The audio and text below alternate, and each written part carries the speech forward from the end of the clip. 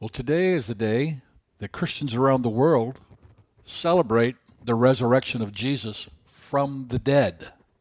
That's pretty incredible. So, in I suppose technical terms, we could say that every Sunday that Christians meet, it's a celebration of Jesus rising from the dead. And to press it even further, because we are convinced that he did, every day we celebrate the resurrection of the Lord.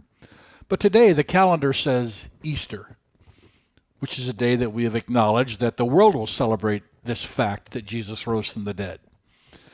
And I was cruising through the internet yesterday, as gazillions of people now are, and I'm really thankful for the fact that there are so many Christian voices on YouTube and going live on Facebook and all the different media that we can now present the gospel. And by the way, the whole world is confined kind of to our church because we have been given this avenue of reaching the world. Everyone is tuning in looking for something, and so we have something to share that's really very, very great. This resurrection from the dead is an incredible fact. Some would argue that point. The pseudo-intellectuals think that they can look back through history and deny all of the eyewitnesses and say it didn't happen. Well, good luck with that. We are convinced that it did happen, and one of the most amazing proofs is the change that's come to our lives because we have believed and therefore received this new life from Jesus.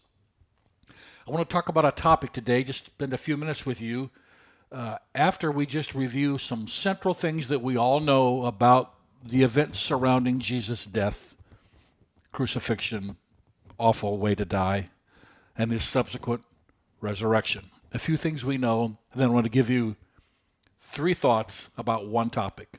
Ready? Here we go. What do we know? Well, it was cruel.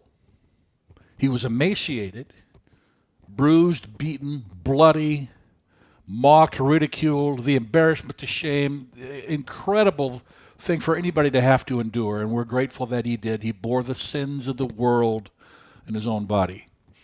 But think for a moment, if you had been one of his followers, or even yet in the inner circle, one of the disciples, how would you have felt? And as I was thinking about all this and my time with you, I thought about all the people throughout the world in this coronavirus time who are feeling pain, who are feeling loss, who are feeling despair. Now, it isn't everybody. I'm certainly not one of those people, but a lot of people are.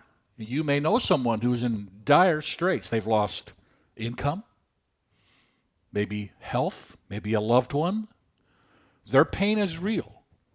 And I want to talk then about three simple points about pain. I hope you don't think I'm being heretical, but just listen to me. Jesus didn't come to eliminate pain. Not only did he endure pain, his followers endured great pain. They were very fearful for their own loss of life. They were hiding in locked rooms.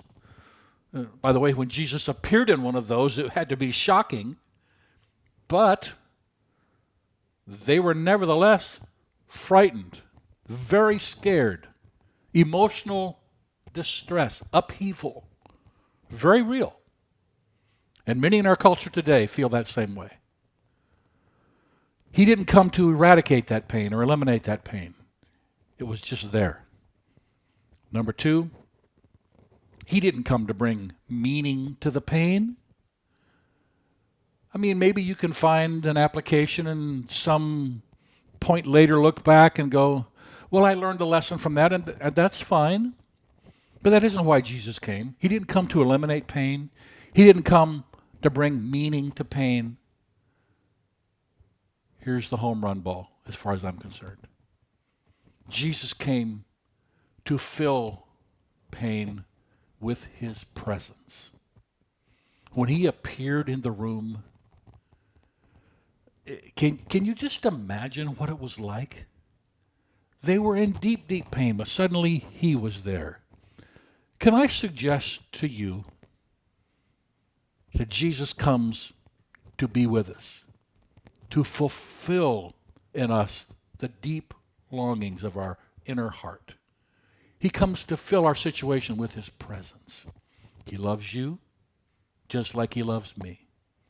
Would you invite him, the risen Savior, to be known in a fresh way to you in your time of distress?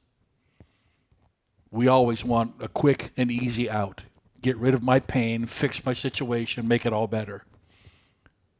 Could it be that God just wants to be so real to us that in our deepest, darkest moments, he would love to just come be with us? It'll somehow resolve itself eventually. But in the meantime, you'll have a more intimate relationship with the one who loved you so much that he gave his life for you. I'm hoping that this Easter does find you well, healthy. You would recognize that you were blessed and that you have all you need. But more than that, I want you to have him, Jesus. That's what I hope for you. May God bless you this Easter 2020. Until next time, this is Pastor Dale.